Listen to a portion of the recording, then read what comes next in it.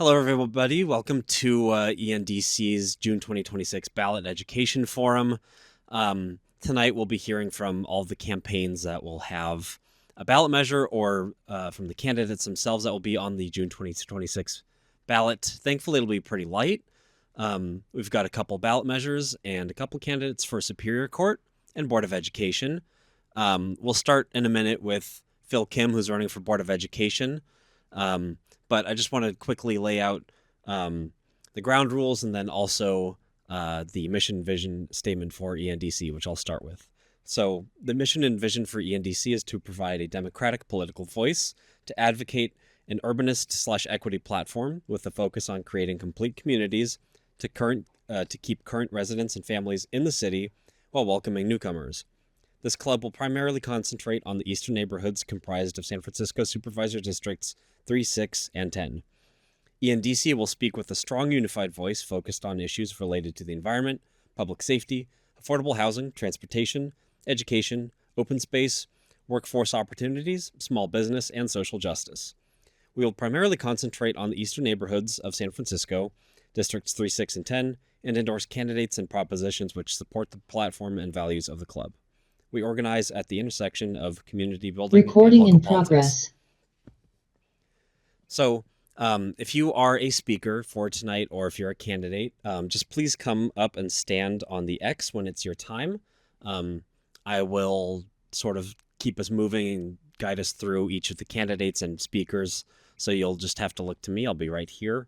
When it's your turn to speak, I will motion you over and I'll hand you a microphone over here.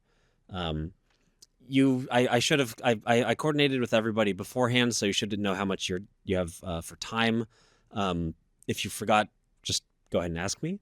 And because it's such a light program, like we've got some good wiggle room for speaking time. So if you go over a minute or two, I'm not gonna give you the shepherd's hook. So without further ado, we'll go ahead and start with Phil, and we'll let him in. Hi everyone. I can't see you, but I anticipate a full room. Thank you so much for having me, and I deeply appreciate the flexibility. It is that season in the election cycle, so there's a big runaround. But I appreciate the flexibility and the availability for me to speak virtually. Thank you, ENDC. Y'all endorsed me back in 2018, I want to say. And since then, it has been a journey. I am a proud educator, former classroom teacher, lifelong educator, and very deeply grateful to be serving on the board for San Francisco Unified School District, now as board president, where I've been now twice unanimously approved by my colleagues. Um, I am an educator through and through, and I began my time in the classroom teaching seventh grade life science in the East Bay, and I absolutely fell in love with it. I was that teacher that blew up things in the classroom and set things on fire and had classroom pets, and genuinely just fell in love with teaching and my students and the families that I served. And since then, I've had the deep privilege of serving in almost every level of a school system, from the local, state to national level in policy and curriculum implementation before joining SFUSD and trying to support with closing what was then a $400 million deficit before being appointed to the board by former Mayor London Breed. I'm really, really grateful now to be serving in this capacity, but it didn't come from nowhere. My my years, I was born in Detroit, grew up in the suburbs. My parents were immigrants from South Korea, and we're very poor. And that journey of standing in line at the lunch back when we had lines for lunches for free and reduced lunch to experiencing housing instability really helped shape kind of my worldview and perspective around what it takes to support students and support kids. My educators and teachers became my lifeline throughout my life. And I'm really grateful to be serving a system, an education system back that supported me throughout my journey. I'm proud to be endorsed by the Democratic Party, by Mayor Lurie, by Senator Scott Wiener, Matt Haney, Catherine Stephanie, Board President Raphael Mandelman, and many others. I would be deeply appreciative of your endorsement again. Thank you so much for all that you do, and I'm happy to answer any questions at this time as well. Phil, no questions apparently. If you have any sort of closing that you want to give, otherwise we're pretty much done, I think. Okay, yeah, I'll just end with this. The district is undergoing a significant time right now. And so as you all may know, we just settled and approved on Tuesday the tentative agreement and now collective bargaining agreement with UESF. I'm very proud to have reached that agreement. It was a disruptive strike, but strikes are hard on everyone. But I'm really proud to have reached an agreement that allows us to stay in qualified certification, which is also a huge step forward financially for the district, where under my leadership, we moved from negative to qualified certification. And I'm really proud of the work that we are doing to really stabilize the finances and operations of SFUSD. It takes a village. It certainly takes not just a unified board that stays focused, but a leadership that really is attuned to what we need to do to ensure that the school communities that we serve are supported and resourced. And so, we have our work is not done. We have a lot of work ahead of us. I want to thank you all in advance for your partnership to do that, including the Mission Bay Elementary School, which I know has been really exciting for ENDC. That is a huge pride point for our district. And so, I look forward to partnering with you all in the future. And again, thank you so much for your consideration. I'm deeply appreciative. Our next speaker will be Jack Gallagher. Jack Gallagher. I'm with, I can now say yes on A. We officially got our letter on Monday. It was weird not having a letter for a few weeks, but we're yes on A. San Franciscans for Fire, Earthquake, and Disaster Preparedness. We're sponsored by San Francisco Firefighters Local 798. This earthquake safety bond is critical to San Francisco. This is a $535 million bond that is best to describe in the different categories that these projects would go in.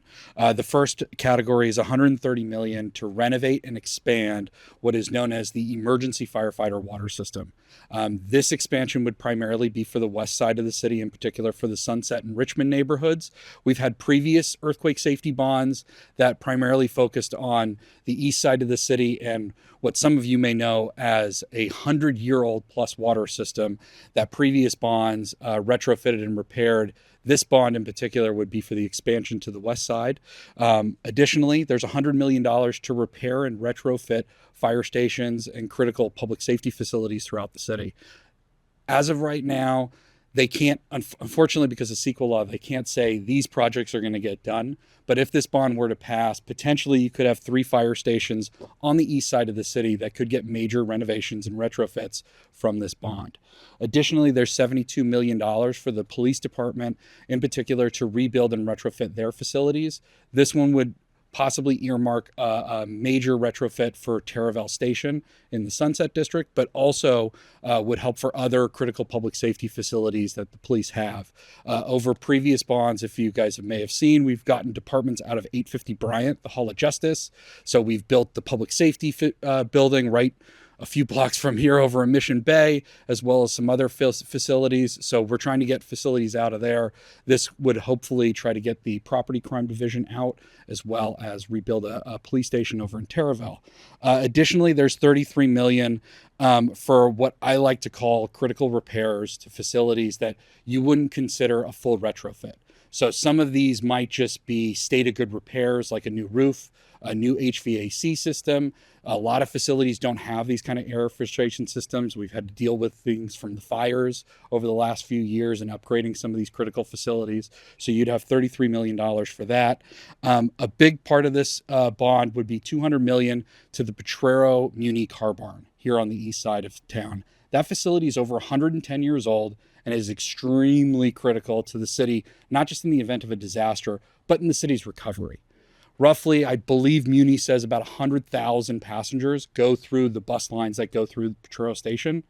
I live in the Richmond district and I use the 5 Fulton. That goes through Potrero Station. So a facility like that, even though it's on the east side of the city, has critical capacity for the entire city. And these projects are, I use the word critical a lot. It's kind of the big word to say with this bond. But these projects really are a necessity for the city. We have a lot of facilities that in the event of a major disaster, they could be tagged and inoperable. We have fire stations that are still wood frame construction. So putting money in now could potentially save us costs down the road, but could potentially save lives. So we'd love to have ENDC support. We had your support for the 2020 bond.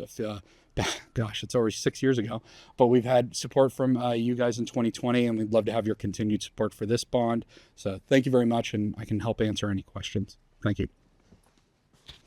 It's a lot to cram into. It's a big bond, 5 minutes. So yeah.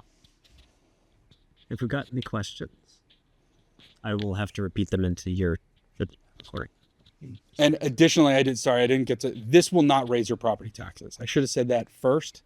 The city has a long-standing policy where we retire old debt before we take on new debt. It's kind of a novel idea. So whenever the city proposes a bond like this, it's because they're exhausting previous old debt. So this would not change the rate for property taxes throughout the city. Question was how big is the bond? Yeah, so it's $535 million. It's roughly broken up into 5 categories is the best way to put it. The first category is $130 million for the emergency firefighter water system. That would be primarily an expansion to the west side, the Richmond and Sunset neighborhoods, which do not have this high pressure system like the east side does. Additionally, $100 million to repair and replace deteriorating and seismically unsafe neighborhood fire stations. $72 million for police district stations. $33 million for like I like to call state of good repairs, critical repairs, and then $200 million for the Muni Potrero car barn. So 535. Yeah. So the question was, is any portion of the $200 million allocated to SFMTA going to build the new housing portion of the Potrero Yard project? So my understanding of the Potrero project is since it's already been gone through parts of the entitlement phase, that's why they're able to dedicate the $200 million for it. The project itself and the way that they're funding it, Muni can better explain it than I can, but it's done in certain tranches. And this $200 million would help with the initial, like, I guess the basic way to say is the kind of the seismic portion of the building. And I do know that there are other funding mechanisms for the housing portion of it, but this is kind of the first big portion of it and critical for the kind of maintenance, overall maintenance of the facility. Yeah. But I do know that that is a large project. Yeah. The question was, if the bond does not pass, does the rate go down? The rate doesn't change. So what would happen, and I think the best example of this is the Muni portion of this bond. So there was a 24 Muni bond that did not pass. That would essentially be pushed to further bonds. So the city has a 10-year capital plan where they schedule out the bonds for a full decade. And if one bond does not pass, they tend to push those projects down to the next bond. But due to the criticalness of the Potrero project itself and being able to put it in with an emergency bond like this, or I shouldn't say an emergency bond, but an emergency preparedness bond, it made sense to put this in with the rest of this bond. I would also like to clarify that this doesn't mean that $200 million isn't going towards the building of fire stations or police stations or the emergency firefighter water system. This was always $200 million for Muni that would have been put either in a later bond, but has been put into this bond. So it's a weird policy set, but if you look at all the projects within this bond, that Potrero project really does line up with the rest of the projects within the scope. So, yeah. Okay, great. Thank you, Jack. And we are at time. Thank you very much. If you have literature, you can distribute around or leave it up at the table. There, but happy to answer any questions. Thank you. Next up, we have term limits, which is Proposition B. And Ren, that is you. Hello, everyone. Thanks so much for spending your evening with me. Thank you. Perfect. This is such a nice setup. You guys are so prepared. Hello, online people. Can everyone hear me? Wonderful. My name is Ren Fitzgerald. I'm so happy to be speaking to Eastern Neighbors today. I'm here in support of Prop B, which is our term limit loophole campaign. So we're passing Prop B will close a term limit loophole in our city's charter. In 1990, San Francisco voters passed term limits for the mayor and board of supervisors. This law, however, contained a loophole. It said that politicians could serve for 2 terms, step aside for a little bit, and come back doing the process again and again and again for life. But what good are term limits if a politician can run infinite terms? So we are fighting to close this loophole for a couple reasons. The first is that closing a loophole is really good for our neighborhoods especially. It really helps to empower our neighbors into public office, making sure that our voices are heard. We were passed by a majority and placed on the ballot by a majority of the Board of Supervisors, including Supervisors Sauter and Dorsey, who represent this amazing neighborhood, as well as endorsed by the Democratic Party because of the opportunities that closing this loophole will give to our neighbors. We know from a Rutgers study on term limits that state legislatures that had term limits for elected positions in 1998, those states with term limits, they saw a 30% increase in minority representation in those positions. In 2000, the increase was actually another 30%. So we continue to see more representation from the most underserved and quiet voices and neglected voices in our communities with term limits. We also know that candidates are significantly, or rather prospective candidates are significantly less likely to run if they are running against a returning candidate or a returning politician. So we know that we're losing some of our best advocates, the best leaders of our neighborhoods, because they don't even feel that they can run if they're facing an incumbent. That is the level of incumbency power that unfortunately is entrenching our city, but it does not have to be that way. We also know that term limits, you may not believe me, but term limits are actually really good for lowering our cost of living. And as we know in San Francisco, it is an extremely high cost of living city, and this is something that is on everyone's mind. Let me explain. So term limits have actually been shown to have a significant, really bring money back into the pockets of our working class neighbors, of San Franciscans in every neighborhood, including in the eastern neighborhoods. There's a lot of political science that shows that senior politicians are actually more favorable towards higher growth rates and higher spending rates specifically. So they'll raise your taxes, they'll increase the budget. But we also know that politicians who are seeking re-election are more likely to neglect less visible but highly important sources of funding, specifically education. So when we think about the teacher strike that's just happened, when we think about how underfunded our schools are, we know that politicians who are more focused on re-election than on serving our constituents, education is one of the first things to go in their minds. So they're growing our budget, they're increasing our taxes, but they're not actually investing in the things that matter to us and to the public services that we care about and that affect us on a day-to-day life.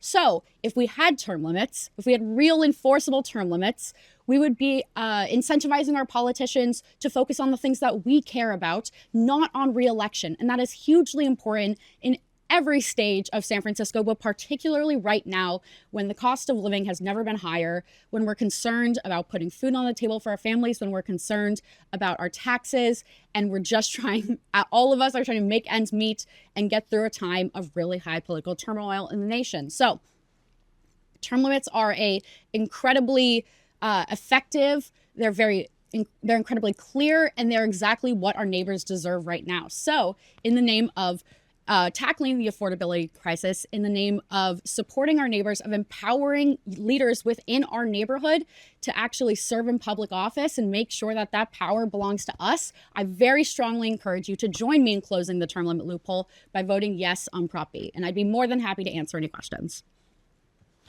Well, yeah, in that case, my name is Ren. Again, my email, and I'm more than happy to give this out to you if you want to come find me. It's ren@termlimitreformsf.com. You are always welcome to contact me. I want to be as available as possible to y'all. It's a really simple thing to close a loophole. It's such a clear piece of legislation. We're really, at the end of the day, actually just removing one word from the city charter, that word continuous. But it also can be, as we know, the charter is a very, very messy document, and I want it to be as clear and accessible to all of you as possible. And I want you to know that this is a measure that is intended to empower you and your neighbors. So please, if you have any questions, if you're interested in getting involved, please come find me. And I'm really, really honored. I know you all have limited time. I'm very honored to get to be here tonight. Thank you. So next up, we'll hear from Phoebe Maffei, who is running for Superior Court Judge. Thank you so much. My name's Phoebe Maffei, and I'm running for San Francisco Superior Court Judge. I'm running for judge because I believe very deeply in our court system. And after working in that system for the last 15 years or more, I've seen how important it is that we have really good judges, judges who are not afraid to hold people accountable, but who don't lose sight of the importance of being compassionate and fair to everybody who's there in the courtroom. I have been a district attorney here, or an assistant district attorney here in San Francisco for over 15 years. I have handled cases ranging from traffic infractions to homicides. Most of my work has been spent in our white collar unit. I spent 8 years in our white collar unit handling mostly financial elder abuse cases, but I also handled public corruption cases, public integrity, and a few civil cases involving consumer protection as well, and some criminal work around consumer protection. I've also handled sort of standard violent crime and other crimes that you were more used to hearing about in the news. I was in our domestic violence unit for some time. I spent many years doing vulnerable victim work, handling mostly elder abuse cases of a physical nature versus financial, but also crimes against young people here in the city. I've also done appellate work and really a little bit of everything within litigation in San Francisco courts. I'm a whole person, not just the job. I've lived in San Francisco for over 25 years. I came to California in 1999 to work with City Year. City Year is a national nonprofit under the AmeriCorps network. It's like a domestic Peace Corps. And in City Year, I really found my passion for serving within and for the community, and a passion for California. That was what brought me here to California, and I fell in love here. I worked with City Year for about 1.5 years, and then eventually went to college here at USF in San Francisco, and then worked in restaurants and bars all over the city, just kind of getting by, helped pay my way through college and law school, all across town. That was a lot of fun. And then finally decided it was time to return to service. And I went to law school because I believed I wanted to be an assistant district attorney. And I got lucky. Not everybody goes in for their first year of internship after law school and finds that they actually like the work that they have set out to do. But I did. My first assignment as an intern was in the domestic violence courtroom. And I was appearing there before Mary Morgan, who's a wonderful judge, retired now here in San Francisco, who was running that domestic violence courtroom.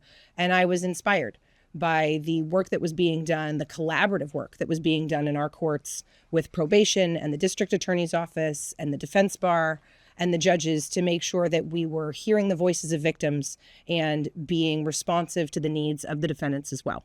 And so I just stayed. I worked at the DA's office, every clerkship opportunity I had through law school, and thankfully got hired when I finished law school. And I've been there for 15 years ever since. I met my husband at the district attorney's office, and we now have 3 beautiful children. We are enjoying our unicorn year where my 3 girls are all in one school, and it is our neighborhood school in the city. So they can walk to school, and I have 1 drop off and 1 pickup. It is glorious. I like to surf in my free time here in the city. I try and get out Ocean Beach if I'm feeling really brave, Pacifica down in South City if I'm not before work in the mornings. And that's a pretty good picture of who I am. I think it's really important that we have good, strong, balanced judges. I have lived and worked in this community for a really long time, and I would like to be the next judge elected to the Superior Court. I'm happy to answer any questions. I know judicial races are kind of difficult. Well, thank you all so much for your time. I hope that you will all consider voting for me, and I hope for the endorsement of ENDC. This is a wonderful part of town. I used to live in Potrero Hill. I work over on this side of town. I feel connected to it and the rest of the city, and I hope that I am able to serve you as a Superior Court judge soon. Thank you. Thank you so much, Phoebe. All right. So next up, we'll be hearing from Alexandra Prey, who is also running for Superior Court. Hi. Thank you so much for Thank coming. you. You'll have Thank you. some- Okay, thank you. Hi, good evening. My name is Alexandra Prey. My pronouns are she, her, and I am also running for seat 16 on the San Francisco Superior Court. I have devoted my career to protecting the rights of my fellow San Franciscans. When I first moved to the city, I volunteered at the Tenderloin Housing Clinic, working with tenants who were facing unlawful detainers. And in 2010, I started working at the public defender's office here in the city, and that's where I've been ever since. And in addition to protecting people's rights, I've also devoted my career to making sure that marginalized communities aren't marginalized in our courtrooms. And that is a commitment I would seek to advance as a judge. I would want to make sure that everybody has access to equal justice, regardless of income, race, gender identity, immigration status, or anything else. I have extensive courtroom experience. I was in our trial rotation for 10 years. I've tried over 50 cases, but I've also settled hundreds and hundreds of cases. And I know a lot of people might be turned off by the idea of a public defender becoming a judge. And I just want to assure everybody that I'm not running on a pro-crime agenda. I believe in public safety as much as anyone else. I live in this city. I have a 2-year-old. I care a lot about what our community functions like, public safety, and advancing the interests of all, not just criminal defendants. And that's why I'm seeking to run for judge. I want more expansive interests to be part of my portfolio. And in 2023, I was assigned to our collaborative courts. I worked in drug court and community justice court. And those are non-adversarial settings, which means that the prosecution and the defense are not at odds. We, in fact, work together and we decide what a fair outcome looks like and what a client needs to succeed to address the underlying causes of crime, to reduce recidivism, and ultimately advance public safety. And it was through that assignment that I started thinking about becoming a judge, because I really liked being able to consider other interests besides one person's goal in their criminal case, and instead to think about what would be best for the community, what would be best in terms of protecting public safety and making sure this doesn't happen again. And I think as a judge, I would have a lot more control over those issues. I also think that we need to have judges on the bench that represent a diverse background. There are not that many public defenders who get appointed. Most of them are elected. And I think it's important that that's a perspective that's represented. Not because I plan to rule in favor of the defense every time or even most of the time. I would take every case as it comes. But I am able to appreciate the defense perspective and where people are coming from and what is motivating the causes of crime so we can ultimately root it out. My dad is a retired police officer, so I do have great respect for law enforcement. It is a perspective I grew up with, so I'm really capable of seeing both sides of criminal justice issues, and I do think that would translate to civil issues as well. So I'm running because I want to continue serving our city. I want to continue making sure that everybody has access to equal justice, and I would be very grateful for the ENDC's endorsement. Thank you. And as Ms. Maffei said, it's very hard as a judicial candidate to really answer any substantive questions, but if anyone has a question, I'm happy to answer. All right, thank you so much for your time. Okay, next up we can hear from, is that David? Yes, that's me. All right, great. We'll hear from David Harrison with the Prop C campaign, the changes to business taxes. Hey folks, how's it going? I'm David Harrison. I'm the Public Policy Director of the San Francisco Chamber of Commerce. First of all, thank you for being here and talking tax policy with me at your not work time. That is a fun pleasure that I thought was only for me. So I appreciate you guys subjecting yourselves to tax policy discussions. Move over into the camera. Hey, everybody. So I want to talk about, as was said, we've got our ballot designation for the Chamber of Commerce's measure, Prop C. I also want to talk about it in the context of Proposition D, which is the measure with conflicting language that's being backed by several labor unions that's also on the ballot. And I think really what I want to impart on all of you is that what the decision that we're trying to make right now is, do we feel like we've made progress in the last several years in San Francisco? And do we feel like we're back on the right track? And if the answer is yes to that, I think we need to be very, very careful about how we proceed to ensure that we can continue with that momentum and not derail that progress. So a little bit of context. In 2024, we did a massive business tax overhaul for 3 reasons.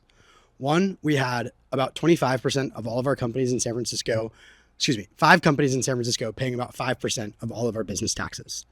We also had a business tax payroll system that was actually incentivizing companies not to bring their employees into the office. It was more beneficial to keep people working from home. And we had a small business tax exemption, the floor of what your revenue can be to pay business taxes, at only about $2.5 million, which is not a lot for a small business like a restaurant operating in the city. We negotiated comprehensive tax reform that the voters ended up approving at about 70%. And that was signed off on by business interests, including the Chamber of Commerce. That was signed off by the Labor Council. And that was signed off at the time by Mayor Breed and Board President Peskin. And it was supposed to take us until 2029. And as a part of that compromise, we cut taxes on certain industries. We lowered a tax that you're going to hear a lot about today that's referred to as the overpaid executive tax or the CEO tax by about 80%. And we did that because that tax is somewhat volatile. We've seen, even as business tax revenues had grown since it initially passed in 2020, that the revenue from that tax had not increased. And we exchanged that for scheduled tax increases in 2027 and 2028, both in terms of the overpaid executive tax rate and in terms of our general business gross receipts tax. So we have 2 scheduled increases in 27 and 28 for our business taxes. That compromise was supposed to take us until 2029. And unfortunately, what Prop D does is reneges on that compromise and increases that tax called the overpaid executive tax or CEO tax. But really what I want to emphasize is that tax, the CEO tax, the overpaid executive tax, is not what it sounds like. It's not a tax that's paid for by the CEO of a company out of their individual salary. It is an additional business tax that is based upon that person's compensation. So what Prop D offers is about an 800 to 900% increase of that tax. Now, before I talk about some of the policy implications, I just want to frame the context of why I think our counterparts are proposing this. And I think it's fair to acknowledge there is very real challenges that the city is facing, in no small part because of decisions that are made in Washington. And HR 1 is going to be very detrimental in terms of the cuts that the city is facing. That being said, the case that I want to make to all of you is that despite our desire to do so, it is not possible for the city, or for the state for that matter, to compensate for tax policy decisions made in Washington at the local or state level. And the reality is that individuals and firms have choices, and San Francisco already has the most expensive business taxes in the entire nation. If we build on that with an 800 to 900% increase, what we're going to do is end up shrinking our tax base and shooting ourselves in the foot, again, at the very same time that we are finally starting to see progress from the downturns that we felt at the onset of the pandemic. So this measure, Proposition D, it's about a 900% increase in the rates. It also makes a very key change to the way that you calculate that tax. Right now, that tax is based upon a ratio of the highest paid executive to San Francisco employees. Their change makes it based upon global employees, not San Francisco employees. And what that inadvertently does is it, one, hits a lot of companies a lot harder than I think the proponents of that measure intended. Specifically, I want to talk about one area where we're actually okay with a corporate presence in San Francisco. Our grocery stores, our pharmacies, and our retailers in Union Square. They get crushed by this. This is going to close those stores. This is going to cause price increases. This is going to cause, again, a loss of that momentum that we're seeing in terms of retail in Union Square. Also, what it does is by it now applying to companies who have sales into San Francisco, but actually no employee presence here, means that folks who sell goods into San Francisco are going to have to pay this tax and think about how they can pass that cost on to consumers. Let me give you an example. If you buy a car in San Francisco, the company that you're buying the car from, one of the dealerships, they're probably not paying this tax. They're not large enough. But the folks that sell to those companies, think about a Volkswagen or a Toyota, those companies do pay this tax. And so we are directly increasing prices on goods that are being sold into San Francisco, and that is going to lead to higher prices for consumers in San Francisco buying those goods. It's car manufacturing, grocery sales, streaming services, these are all things that would now be subject to this tax. So it sounds like it's the solution to a very, very challenging problem of, hey, we're losing federal money and we need to compensate for that revenue. But I think in reality, what we're hearing from some of our members is that this increase is so large, 800 to 900% is so large, that their tax burden in San Francisco, if this were to pass, would be larger than the cost to operate their office in the city. So it's not going to happen overnight if this passes, but what you're going to see is people making decisions about where they locate employees, about how can they move business that happens in San Francisco right now, if that's retail sales, to Marin or the East Bay. And while that might in the near term grow revenue in terms of the first years that this tax is collected, what you're going to see is over time, folks adjusting to that and the revenues for that direct tax shrinking, but also declines in other key ways that we raise money and have economic activity: transit ridership, downtown property values, office tenant improvements, which are reliant on folks actually being tenants in the offices downtown, which, by the way, still is a historically high vacancy. So I want to close on sort of the Prop D portion of this by saying, I understand the policy challenge that the city faces.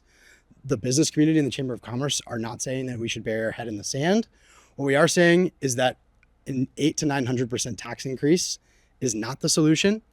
And just a couple more facts I want to impart on you on Proposition M.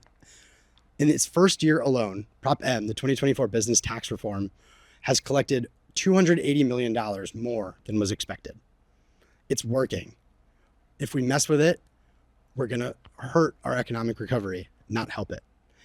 Secondly, the city currently has $475 million in a state and federal reserve fund for instances like this. We are prepared to deal with this. Prop D would not raise any money that could be used to solve a budget crisis until probably 2028. Wouldn't take effect until January 2027. So the revenues wouldn't start coming in until 2028.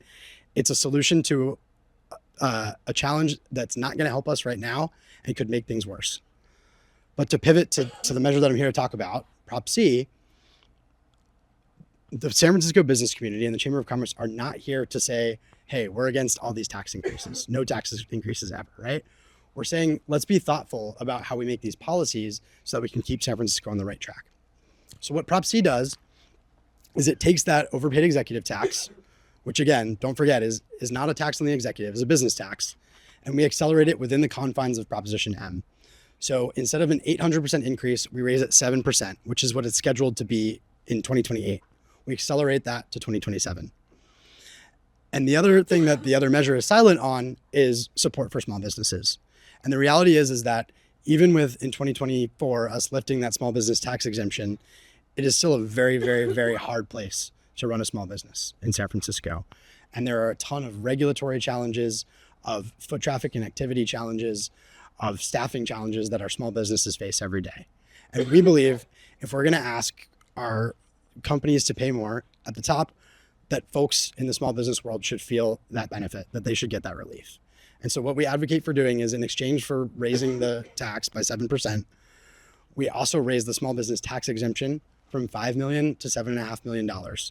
And what that means for a restaurant that's in that threshold is that's $12,000 more a year in the pocket of somebody operating a restaurant. And that is money to pay more employees, to pay down debt, to fix and do maintenance in your store, or to expand. And that's what we're trying to encourage, is how can we get back to the underlying economic fundamentals that are going to help us create the next successful version of San Francisco. And while we want to be reactionary to what's going on in Washington, I think the best thing that we can do is be really, really thoughtful about how are we setting ourselves up for success here in San Francisco. And we're seeing that the voters feel the same way. About 70% of the voters think that we're on the right track right now. Of those voters, only about 37% think that an 800 to 900% tax increase is a good idea.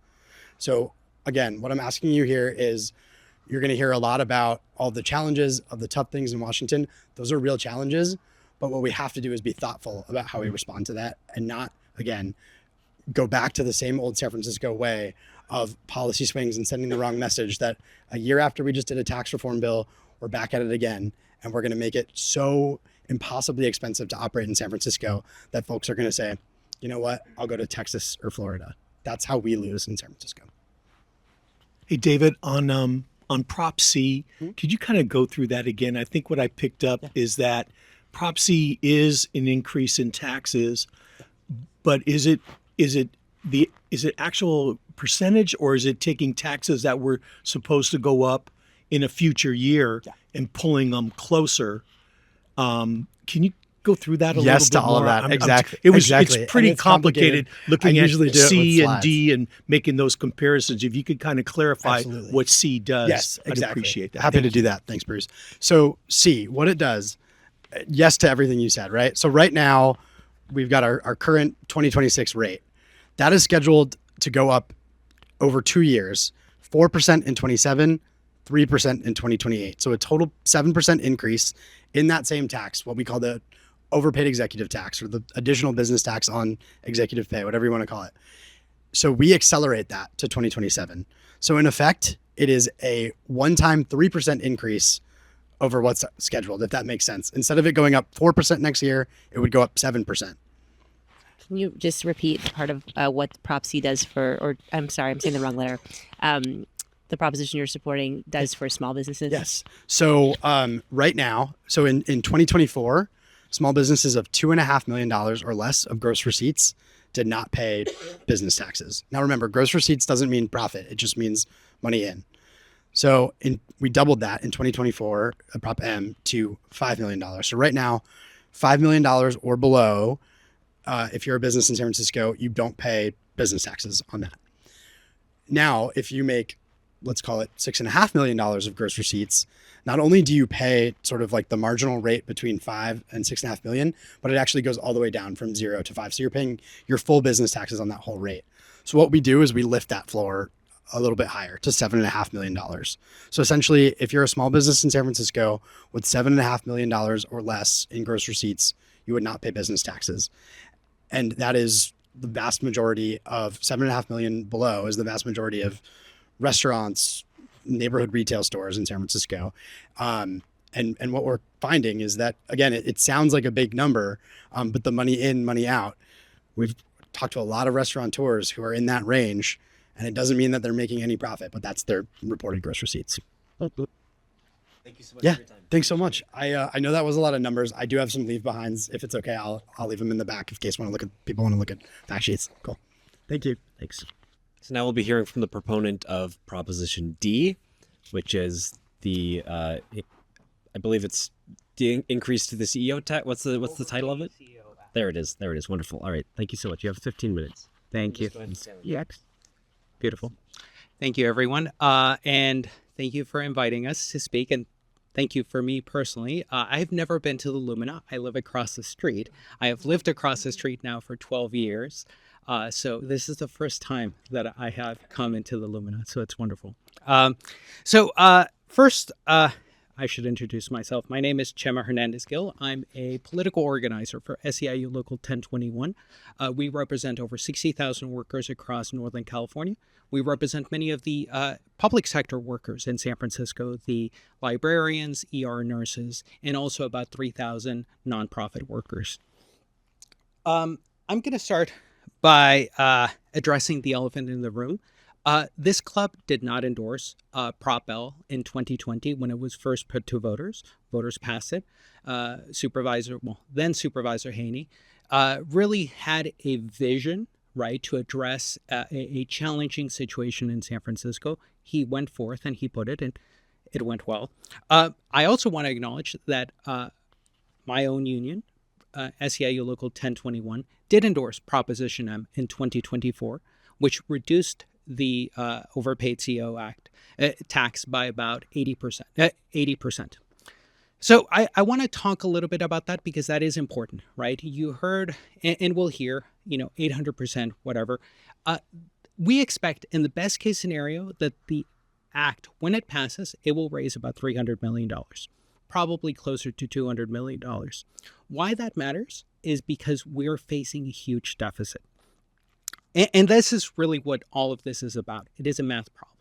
We have a math problem and we're putting forth a solution. Sadly, the unions are the only ones putting forth a solution to a serious situation. So right now, San Francisco is facing a 2-year deficit of $877 million. That is a lot of money. It has forced Mayor Lurie to instruct the departments to eliminate vacancies, some of which have stood basically since COVID, to freeze hiring in many critical departments, and also to cut $400 billion from the general fund. Now, this isn't an abstract spreadsheet problem. If we live here as people who live here in the eastern neighborhoods in Soma, in the Tenderloin, in Potrero Hill, all the way down into Bayview, this really means that these neighborhoods are going to get hit hard. We're talking about at least 500 employees of the city being laid off. The city acknowledges explicitly that this will mean dirtier streets and slower services. There's no way around it. We also know that these workers, the people who I represent, who are our members, who are funding this measure, these are the 911 dispatchers, the people you call whenever you're in an emergency. These are the ER nurses. And that matters because 53% of patients in public hospitals in San Francisco rely on Medicaid. We also know that the DPH by itself, a single department, is facing a $57 million cut. That's $20 million in city worker layoffs and $27 million in community-based organizations. And that is in year one. Now, I want to talk a little about these nonprofits because they truly are the duct tape holding us together in this time of crisis and avoiding a further crisis on the streets. Glide Foundation is losing $75,000 for workforce navigation. That means 105 members of our community will lose their services and a worker will lose their job. The Episcopalian Community Services down the street here in Soma is losing $84,000 for service navigation for people facing homelessness. SOMCAN, South of Market Action Network, will be losing $136,120. That's about a job and a half. And 84 people, immigrants, seniors, and youth, will have no case management. These are the cuts that have been announced. They are happening. And year one is going to be a cakewalk compared to year two. All of these cuts mean that when put together, we'll end up with a lot more people on the street, a lot more tents, and no solution, right? Now, why is this happening? This is happening, frankly, because of HR 1, the so-called Big Beautiful Bill. This federal bill is projected to drain over $400 million in San Francisco's budget, right? This will hit programs like Medicaid and food stamps. And this is unfortunate because the city, on top of those cuts, has had to hire new workers just to process Medi-Cal and CalFresh redetermination so people don't end up losing their benefits. Now, we find ourselves in a situation where HR 1 is basically starving San Francisco, starving California. Nationwide, though, the tax liability of these companies dropped by almost $950 billion. Now, we're cutting programs at Goodwill, at Glide. The top 100 firms have seen CEO pay rise 35% since 2019, right? And we also know that San Francisco companies are thriving. They're growing globally. And again, I reiterate, you heard 800%, 900%. We're bringing it back to where it was just a couple of years ago. We didn't have grocery stores leave a couple of years ago. We didn't have pharmacies leave a couple of years ago. Certainly no more than expected, and certainly not because of the CEO tax. We don't expect any companies to leave, but we do know that they will leave if they see more tents in the street, if they see more challenges that the city is unable to manage effectively. That is, again, why we put forth this solution, why our members are excited to be moving forward, and why we know that San Franciscans will support this. We've polled on it. We believe that up to 84% of people will support it, even after hearing the opposition arguments, because they know the cuts that are happening at a federal level. So we're not here to say we need to pass the Overpaid CEO Act to punish success. We're here to solve a math problem, something that is real, that is happening, that you will see cuts here in Rincon Hill, here in South of Market, across everywhere in the eastern neighborhoods. This is about doing right for our common good. The only thing I want to say is that, yes, our members, the 911 dispatchers, the ER nurses, the folks that are putting this on the ballot, right? They're putting in a paltry amount compared to what the opposition is putting in, right? The opposition Prop C is being funded. 2 out of 3 main funders are billionaires, right? For us, it's 60,000 nurses, librarians, people who are doing the work, who are trying to make the city a better place for everyone. And the fact that we have to go up against people who are profiting from HR1, who helped put HR1 on past HR1 is, well, disappointing, right? But again, we're bringing back to the situation that existed back in 2024. We're acknowledging that the situation has changed, and we would greatly appreciate the endorsement of the Eastern Neighborhood Democratic Club. And with that, I'm happy to take any questions. Thank you for being here with us. I'm curious how you respond to the idea that, if we have businesses that leave and don't pay the tax at all, that we could increase the rates, but we won't actually see additional revenue. What are the projections that you all have for the revenue and kind of concerns around leaving? If the revenue generators leave, then it really has a deleterious impact on our budget, not a uplifting one. Yeah. So as I said, this tax existed more or less how we're proposing it from 2020 all the way to 2024, right? So a lot of the companies that are being impacted were already paying it a few years ago. That was reformed with Proposition M, which we helped change, right? And we were okay with it then. I still think it made a lot of sense back then. The situation has changed. We have this math problem that we need to resolve, right? But again, the companies that are going to be paying it, companies above $1 billion, are the companies that most profited from HR1. Their balance books are still going to be really, really good. $200 to $300 million compared to $950 billion. Pennies. Surprisingly, perhaps joyfully, that concludes our ballot education forum. That is everybody that will be on the ballot on June for the primary election. I think this might be an ENDC record. It certainly is in the couple times that I've done this. I just had a couple notes on our endorsement process and next steps after this. So for our process, we're going to do all of the state electeds and stuff. We can send out, we're going to send out information on those. You can look at their campaign websites, but there are a couple forums online that have been recorded for insurance commissioner, I think lieutenant governor, and maybe governor as well. So you'll be seeing links about those in the next week or so, and you can just educate yourself because getting all those people down here is just, it's impossible. But be on the lookout for that. And if there's any gaps, go ahead and take a look at people's campaign websites, and you can do some independent research on those. And then as far as our board recommendation vote and the next steps there, that will be Monday, the 16th. So we will be doing our board vote then. And then next Wednesday, we will be emailing out to our membership their ballots. So you can vote then, and then you'll have 7 days to vote. And by then, we will announce our endorsements following that. But other than that, thank you everybody for coming, to the speakers, candidates, and campaigns, and to our members. Thank you so much. We do have another engaging program coming up. Rachel, I think you're running that, right? Hi, everyone. Good evening. Rachel Tanner. On the committee that is planning our Birthright, we should call it Birthright Citizenship, but it's defending the right to belong.